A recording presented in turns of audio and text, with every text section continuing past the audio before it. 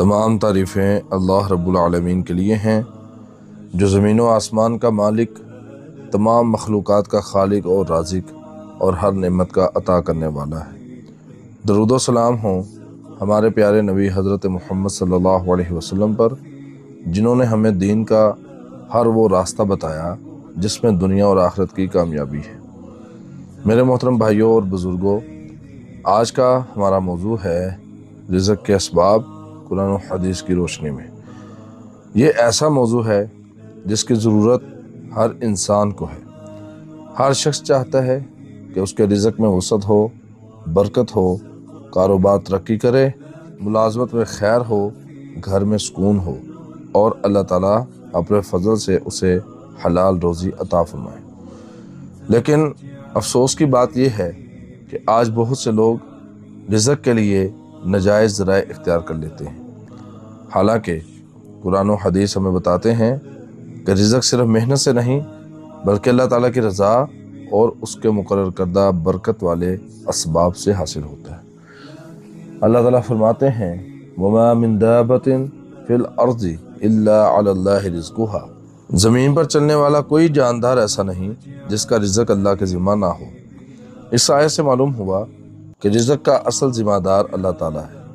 इंसान असबाब इख्तियार करता है मगर रिज़्क़ देने वाला सिर्फ अल्लाह है। इसी तरह अल्लाह ताला फरमाते हैं, इन्नल्लाहा हुवर रज़्ज़ाक़ु ज़ुल कुव्वतिल मतीन। बेशक अल्लाह ही सबसे बड़ा रिज़्क़ देने वाला, कुव्वत वाला और मजबूत है। लिहाजा मुसलमान का यकीन होना चाहिए कि ना कोई इंसान रिज़्क़ रोक सकता है और ना कोई अपनी ताकत से रिज़्क़ दे सकता है। सब कुछ अल्लाह के हुक्म से होता है। आइए, आज का चूँकि हमारा मौजू है कि रिज़्क़ हासिल करने के असबाब क्या हैं, तो पहला सबब है तक़वा इख्तियार करना। कुरान मजीद में अल्लाह ताला फरमाते हैं, वमन यत्तक़िल्लाह यजअल लहू मख़रजा। जो अल्लाह से डरता है अल्लाह उसके लिए निकलने का रास्ता बना देता है और उसे वहाँ से रिज़्क़ देता है जहाँ से उसे गुमान भी नहीं होता। ये कुरान का वादा है, किसी इंसान का नहीं। और आइए, तक़वा का मतलब सिर्फ नमाज पढ़ना नहीं बल्कि हर गुनाह से बचना, हलाल खाना, हराम से इज्तिनाब करना, मामलात में दियानत इख्तियार करना और अल्लाह के हर हुक्म की पाबंदी करना है। आज अगर हम ये चाहते हैं कि हमारे कारोबार में बरकत हो, मुलाजमत में खैर हो और घर में रिज़्क़ की फरावानी हो, तो सबसे पहले तक़वा इख्तियार करें। दूसरा सबब है अल्लाह पर मुकम्मल तवक्कुल करना।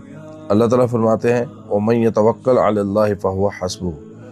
जो अल्लाह पर भरोसा करे अल्लाह उसके लिए काफ़ी है। रसूलुल्लाह सल्लल्लाहु अलैहि वसल्लम ने इरशाद फरमाया, अगर तुम अल्लाह पर ऐसा भरोसा करो जैसा भरोसा करने का हक है तो अल्लाह तुम्हें उसी तरह रिज़्क़ देगा जैसे परिंदों को रिज़्क़ देता है।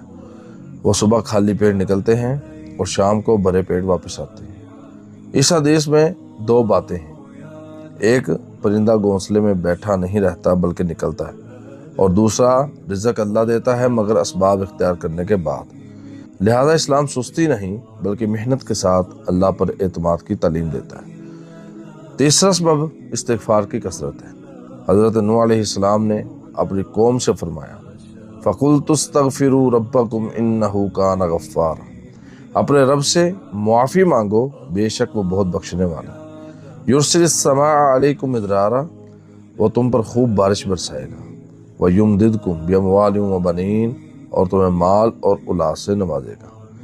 इस आयत से मालूम हुआ कि इस्तिग़फ़ार सिर्फ गुनाहों की माफ़ी ही नहीं बल्कि रिज़्क़, बारिश, माल और औलाद के हुसूल का भी एक अजीम सबब है।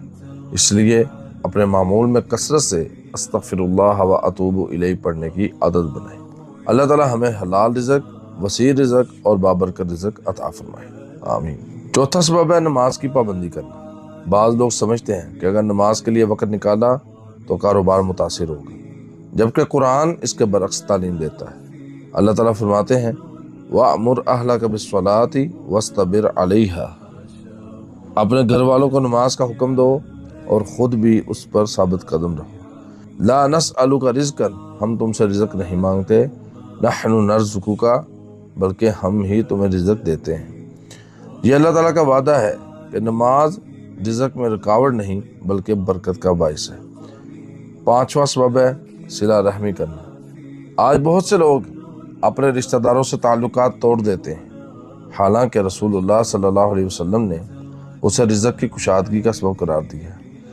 नबी करीम सल्लल्लाहु अलैहि वसल्लम ने इरशाद फरमाया, मन अहब्बा अन युबसत लहू फी रिज़्क़िही, जिस शख्स को यह पसंद हो कि उसके रिज़्क़ में वसअत हो, व युनसा लहू फी असरिही, और उसकी उम्र में बरकत हो, फल यसिल रहिमहू, वो सिला रहमी करे। लिहाजा वालिदैन, बहन भाइयों, चचा, मामू, खाला, फूफी और दीगर रिश्तेदारों से हुस्न सलूक करना दुनिया और आखिरत दोनों की कामयाबी का ज़रिया है।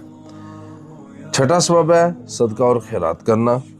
कई लोग समझते हैं कि सदका करने से माल कम हो जाता है, लेकिन नबी करीम सल्लल्लाहु अलैहि वसल्लम ने इरशाद फरमाया, मा नाक़सत सदक़तुम मिन माल, सदका माल को कम नहीं करता। ज़ाहिरी एतबार से माल कम दिखाई दे सकता है, लेकिन अल्लाह ताला उसमें ऐसी बरकत अता फरमाता है कि वह पहले से ज़्यादा फ़ायदेमंद हो जाता है। इसीलिए सलफ़ सालिहीन कहा करते थे, जब रिज़्क़ में तंगी महसूस हो तो सदका किया करो। 7वां सबब है हलाल रिज़्क़ कमाना, क्योंकि अल्लाह ताला कुरान में इरशाद फरमाते हैं, या अय्युहल्लज़ीना आमनू कुलू मिन तय्यिबाति मा रज़क़नाकुम, ए ईमान वालो, जो पाकीज़ा चीज़ें हमने तुम्हें अता की हैं उसमें से खाओ। और नबी करीम सल्लल्लाहु अलैहि वसल्लम ने इरशाद फरमाया, इन्नल्लाह तय्यिबुन ला यक़बलु इल्ला तय्यिबा, बेशक अल्लाह पाक है और सिर्फ पाक चीज़ ही कबूल करता है। हराम कमाई में वक्ती इजाफा नज़र आ सकता है, लेकिन उसमें सुकून, खैर और बरकत नहीं होती। सूद, रिश्वत, धोखा, झूठ, नाप तोल में कमी और ख़यानत से हासिल होने वाला माल आखिरत में वबाल बन जाता है। मुसलमान को चाहिए कि कम हो मगर हलाल हो। 8वां सबब है शुक्रगुजारी। अल्लाह ताला फरमाते हैं, लइन शकरतुम लअज़ीदन्नकुम, अगर तुम शुक्र अदा करोगे तो मैं तुम्हें ज़्यादा दूंगा। शुक्र सिर्फ ज़ुबान से अल्हम्दुलिल्लाह कहना नहीं, बल्कि नेमतों को अल्लाह की इताअत में इस्तेमाल करना भी शुक्र है। 9वां सबब दुआ है। रसूलुल्लाह सल्लल्लाहु अलैहि वसल्लम हर वक्त अल्लाह ताला से खैर और बरकत की दुआ फरमाया करते थे।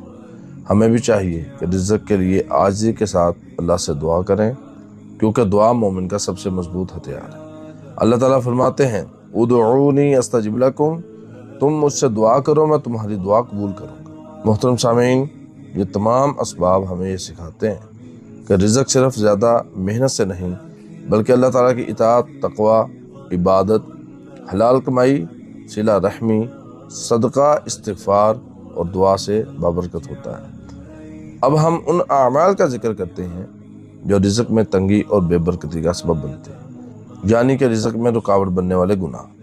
पहली चीज़ गुनाह और नाफरमानी है। रसूलुल्लाह सल्लल्लाहु अलैहि वसल्लम ने फरमाया, व इन्नर रजुला लयुहरमुर रिज़्क़ बिज़्ज़ंबि युसीबुहु, बेशक आदमी अपने गुनाह की वजह से रिज़्क़ से महरूम कर दिया जाता है। यह हदीस सुनन इब्न माजा के अंदर मौजूद है। इमाम बुसैरी रहमहुल्लाह ने इसकी सनद को हसन कहा, जबकि बाद मुहद्दिसीन ने इसकी सनद पर कलाम किया है, इसलिए इसे फ़ज़ाइल के बाब में ज़िक्र किया जाता है। देखिए, कुछ लोग ये भी कह सकते हैं कि अल्लाह ताला चूँकि रहमान है और वो अपने नाफरमानों को भी तो रिज़्क़ देता है, लिहाजा ये बात कैसे सही हो सकती है। बात उनकी बिल्कुल ठीक है। अल्लाह ताला रिज़्क़ देते हुए कभी ये नहीं देखता ये मेरा फरमाबरदार है तो मैंने इसको रिज़्क़ देना है और ये नाफरमान इसको नहीं देना, बल्कि ये रहमान की रहमत है।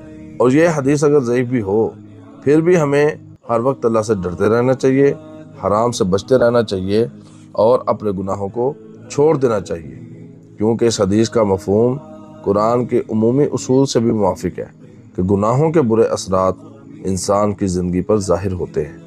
अगर इंसान अल्लाह से डर कर ज़िंदगी गुजारेगा, गुनाह छोड़ देगा, सिर्फ रिज़्क़ की खातिर नहीं बल्कि अल्लाह को राज़ी करने के लिए, तो यही अमल उसका क़यामत के दिन उसके काम आ जाएगा।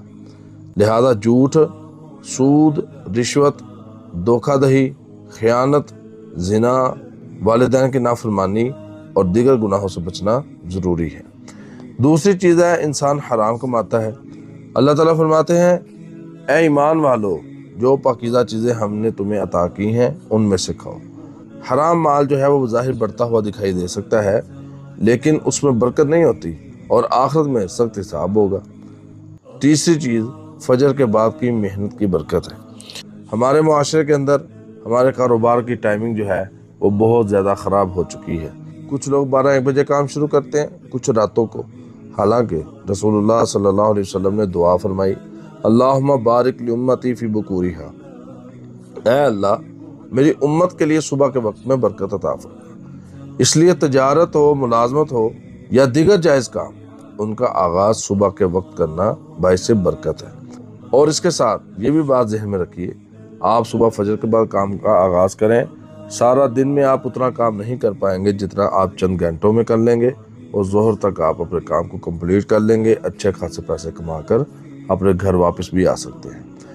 اس لیے ہماری آج کی اس ویڈیو کا جو بنیادی مقصد ہے، اس لحاظ سے چند اہم نصیحتیں غور فرما لیں۔